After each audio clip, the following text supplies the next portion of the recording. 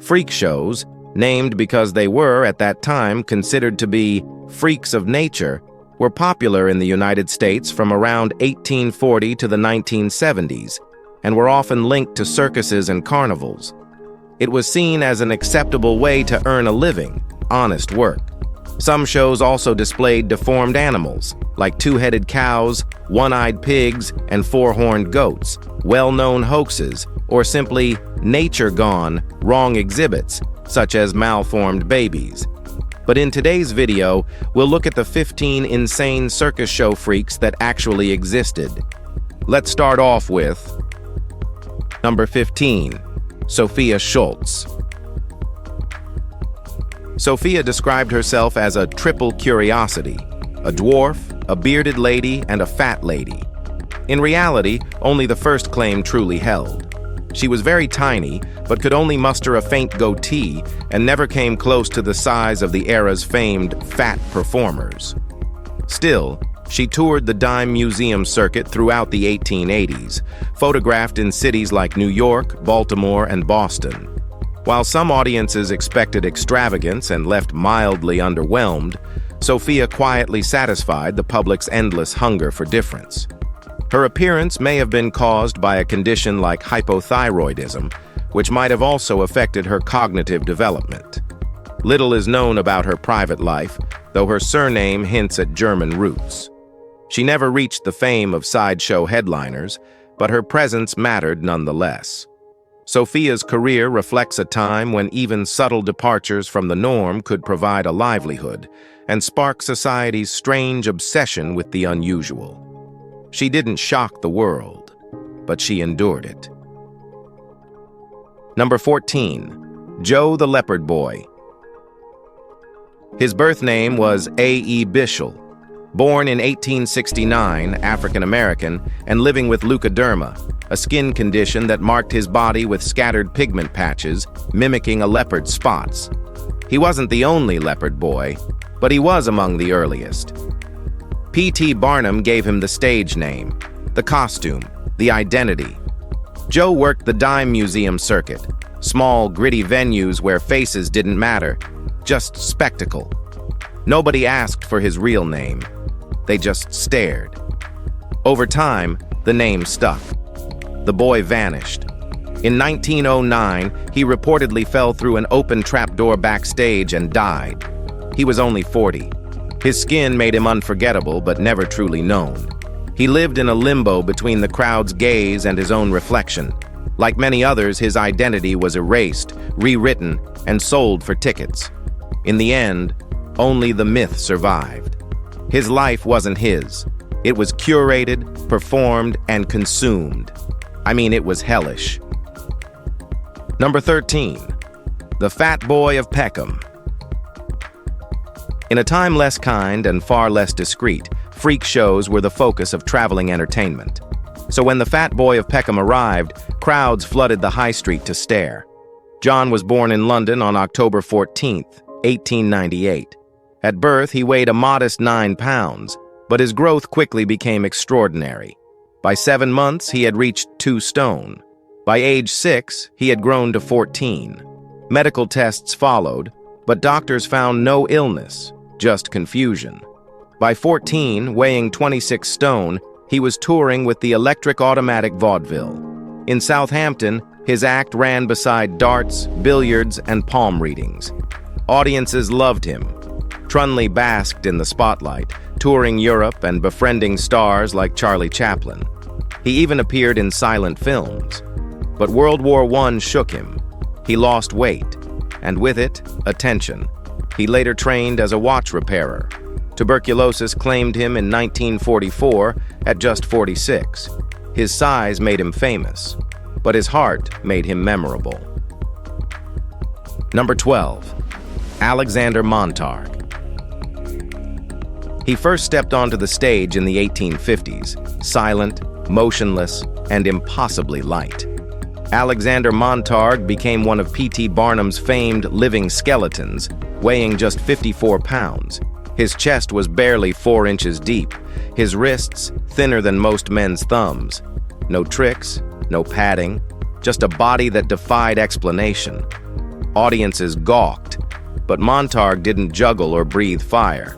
He played violin, delicate, haunting music. While his body couldn't hold weight, it carried melody with grace.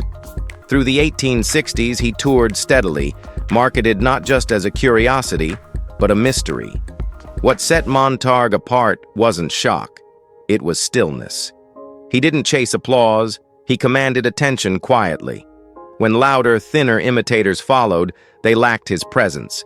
He gave frailty a kind of dignity. He didn't just endure the spotlight, he gave it softness. Alexander Montague proved you didn't need grandeur to leave a mark. Sometimes a whisper from the shadows says more than a roar from center stage. Number 11. Celesta Geyer. Celesta Geyer earned global fame as Dolly Dimples, the world's most beautiful fat lady. Her size soared from childhood, 150 pounds by 6th grade, 300 after high school, and eventually over 400. In 1927, after her husband lost work, she joined the Happy Land Carnival. Standing under 5 feet tall, she eventually reached 555 pounds while touring with Ringling Brothers Barnum and Bailey. Unlike others, Dolly embraced the stage with humor and sparkle. She called herself Jolly Dolly and knew how to shine. Her career ended in 1950 after a serious heart attack. Determined to survive, she went on a radical baby food diet, losing 443 pounds in record time, earning a Guinness record for fastest female weight loss. She later published a diet book promoting moderation and lived until 1982. In 2014, she was honored in Coney Island's Sideshow Hall of Fame. Dolly's legacy wasn't just size or spectacle, it was spirit. She turned hardship into performance, and performance into purpose. Number 10. Carrie Akers. Carrie stood barely over 3 feet tall and weighed more than 300 pounds. Her body followed no script, and neither did she. Introduced to P.T. Barnum's lineup in the late 1880s as a fat dwarf lady, Carrie rejected every expected role. She wasn't soft-spoken, compliant, or passive. She argued, she shouted, she stood firm. And for that alone, they labeled her cruelly, the warthog, not because of her body, not even her look, but because she refused submission. Most sideshow performers were trapped in silent wonder. Carrie broke that silence. Her time in the spotlight was brief, but her name lingered like a spark, a flicker of fire, a lady who refused to shrink for applause. She didn't beg sympathy. She never asked to be excused. What she wanted, no, demanded, was to be heard. In an industry built on quiet compliance, she made noise. And that defiance, however short-lived, carved her name into sideshow history like a scar that refused to fade. Number 9. The Bohemian Twins. Rosa and Josefa Blazek were conjoined at the lower spine. For them, life wasn't just hard, it was relentless. From infancy, they were exhibited at traveling fairs, their girlhood unfolding beneath a parade of gawking strangers. At 13, physicians in Paris deemed surgical separation impossible. They didn't retreat, they evolved. The twins studied music, performing violin duets that lifted their act beyond spectacle. In 1893, they toured the U.S. during Chicago's World's Columbian Exposition. In 1910, Rosa gave birth to a son, Franz. Whether he had a father or was conjured as a marketing ploy remains unclear, but the intrigue guaranteed attention. By 1921, they returned to America with Franz for another vaudeville tour, eventually settling among Chicago's Czech population. 1 year later, the influenza pandemic struck. They passed within minutes of each other. Their lives ended together as they began, intertwined. But what they left behind wasn't tragedy. It was a legacy of survival, sisterhood, and stubborn grace. Number 8. Robert Earl Hughes. Robert was born in Bayless and would become known as the heaviest man of his time. His staggering size was the result of a severe thyroid malfunction. At 6, he weighed almost 200 kilograms. By 10, he had reached 380 kilograms. At his peak, he surpassed 1,040 pounds, with a chest measuring over 10 feet in circumference. Despite his size, Hughes stayed mobile, walking slowly, using a cane, and taking frequent breaks. He toured carnivals and county fairs, his enormity drawing massive crowds. He was even considered for the Ed Sullivan Show, but the appearance never happened. On July 10, 1958, Hughes died of uremia, triggered by a measles infection. He was just 32. His coffin, rumored to be a piano case, was simply massive. His gravestone proudly notes his unmatched weight. Through it all, Hughes never hid. He lived openly, faced the world as he was, and turned his body, flawed or not, into a story no one could ignore. Number 7. Serpentina, the Serpent Girl. No one knows where she was born. Maybe Irene Farrell was her real name, or maybe it wasn't. By the time she hit the stage in the early 1900s, that detail no longer mattered. She was Serpentina, the girl with no bones. It wasn't true, but truth wasn't the point. She twisted her body in ways that made crowds uneasy, folding backward, contorting her spine into unnatural arches, bending like a question mark. Rumors spread that she couldn't even walk and had to be carried to the stage. She started in joints like Oakland's Globe Cafe, later joining the Marine Hippodrome as a Sea Tiny. Ripley's picked her up in the 1940s.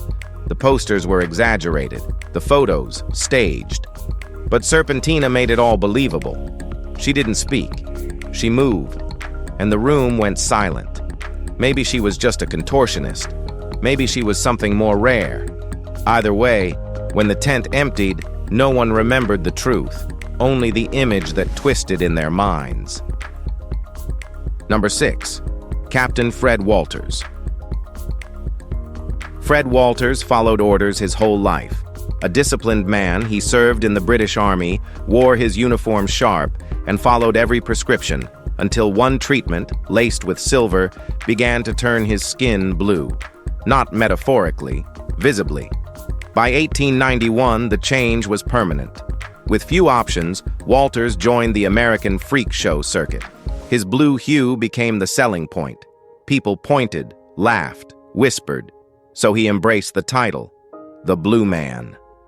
What no one saw was that the silver was still poisoning him, quietly, steadily.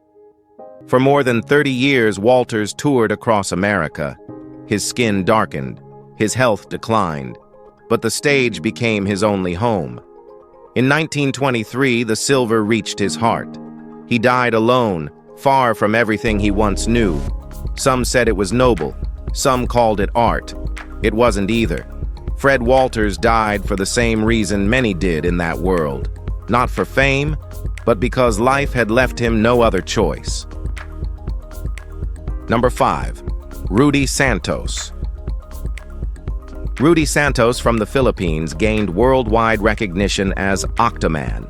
His condition stemmed from a parasitic twin, leaving him with 4 arms, 3 legs, extra nipples, and even the partial remains of a second head on his chest.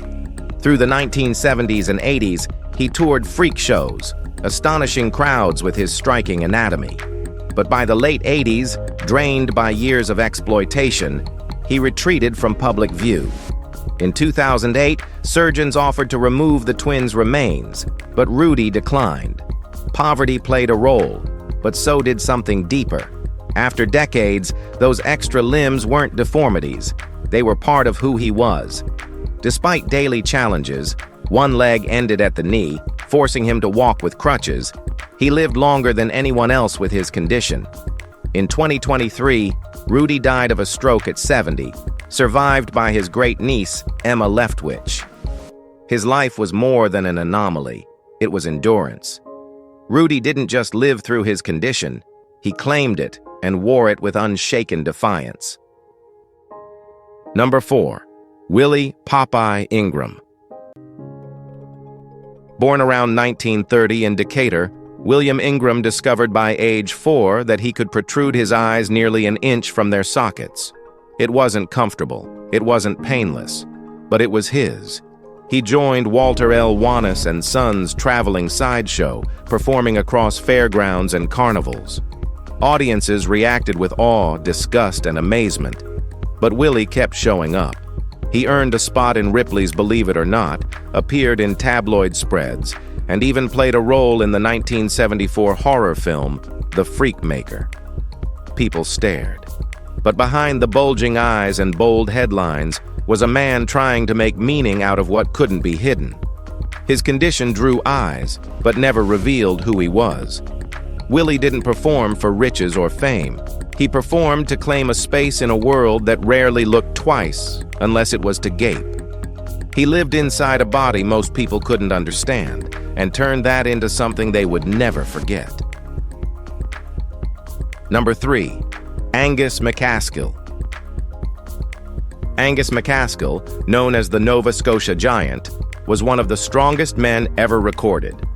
Born in Scotland in 1825 and raised on Cape Breton Island, Nova Scotia, Angus's early years were unremarkable. But at 15, his body changed, fast. He grew to 7 feet 9 inches and weighed 425 pounds. His frame was staggering, 12-inch hands, a 50-inch chest, and boots 18 inches long. Unlike most giants, Angus had no medical condition, just raw, unexplainable strength. He lifted 2,000-pound anchors, pulled carts alone, and easily defeated challengers. In 1849, P.T. Barnum paired him with Tom Thumb in The Tallest and Smallest Act, thrilling audiences when Thumb stood in Angus's palm or vanished in his coat. Angus didn't crave the stage, but his name spread worldwide. He died in 1863 at just 38 years old. But what lingered wasn't just his size, it was the quiet dignity, unmatched strength, and sheer presence that made him more than a marvel. He was a legend, fully earned. Number 2. Sarah Biffen. Sarah was born in 1784 without arms and with underdeveloped legs, but she never sought sympathy and never needed it. Using her shoulder and mouth muscles, she taught herself to write, paint, and sew with stunning precision. Fairs across Britain were filled with people eager to watch her work. But Sarah wasn't a curiosity, she was a master. Her art wasn't admired because of her condition. It was admired because it was exquisite. Nobles commissioned her. Queen Victoria owned her paintings. Charles Dickens praised her, not as an inspiration but as an artist. Her skill was undeniable. She lived independently, supported herself through talent, and built a name in a world that treated disability as erasure. Sarah Biffen didn't ask for recognition. She earned it. Not through survival, but through excellence. Her name stands not for what she lacked, but for what she created. She didn't overcome her body. She used it as a tool. Number 1. Lillian LaFrance. Aviator goggles, riding boots, jodhpurs, and a skull and crossbones jersey, Lillian LaFrance didn't dress like danger. She embodied it. Born Agnes Mikek in 1894, second of 9 daughters in a strict Catholic Kansas household, she spent her childhood dreaming of escape. By her 20s, she had renamed herself Lillian, left home, and joined a carnival. By 1930, she was racing the Motordrome, the death-defying Wall of Death. She rode motorcycles and stunt cars at full speed, no hands, no fear. She called herself the girl who flirts with death. Photos show her smiling through broken bones or coaxing crowds with a treadmill stunt bike. She never married or had children, saying she'd seen enough of hardship in her mother's life. Lillian craved freedom, and she chased it. As one of the earliest and most iconic female stunt riders, she carved out a career in a world built to stop her. In 1998, Kim Wood honored her in a documentary titled Advice for Adventurous Girls. Fitting. If you've enjoyed this video, be sure to like, share, and subscribe. Thanks for hanging with us, and we'll see you soon in the next one.